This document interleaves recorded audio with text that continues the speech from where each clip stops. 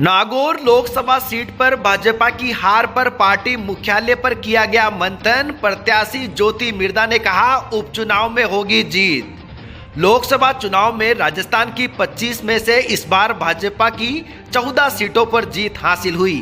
वहीं 11 सीटों पर भारतीय जनता पार्टी के प्रत्याशियों की हार के बाद आज शनिवार को पार्टी मुख्यालय पर लोकसभा चुनाव में हार को लेकर मंथन किया गया। इस दौरान नागौर लोकसभा सीट से भाजपा की प्रत्याशी रही ज्योति मिर्धा ने कहा कि लोकसभा चुनाव में पार्टी की जो कमियां रही है उस पर मंथन किया गया। इसके साथ ही आने वाले समय में नागौर में खींवसर विधानसभा सीट पर होने वाले उपचुनाव को लेकर भी तैयारियों पर चर्चा की गई। उन्होंने कहा कि आने वाले समय में पार्टी में किस प्रकार से बदलाव करना है, किस प्रकार से संगठन को मजबूत करके क्षेत्र में काम करना है, इसको लेकर भी विचार विमर्श किया गया।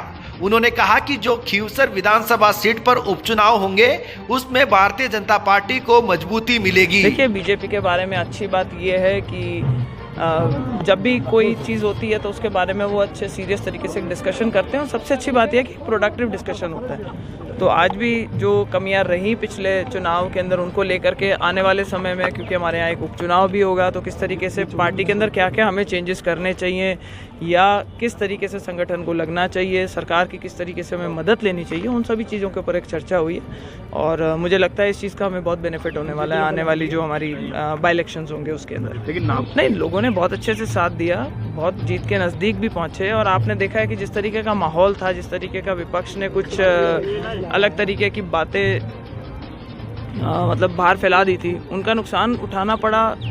वो जैसी भी अनर्गल बातें थी, लेकिन मैं ये कहूँगी कि नागौर में हमारे सामने वाले जो ओपोनेंट थे वो दो पार्टियां एक साथ मिलकर के चुनाव लड़ रही थी और आप समझ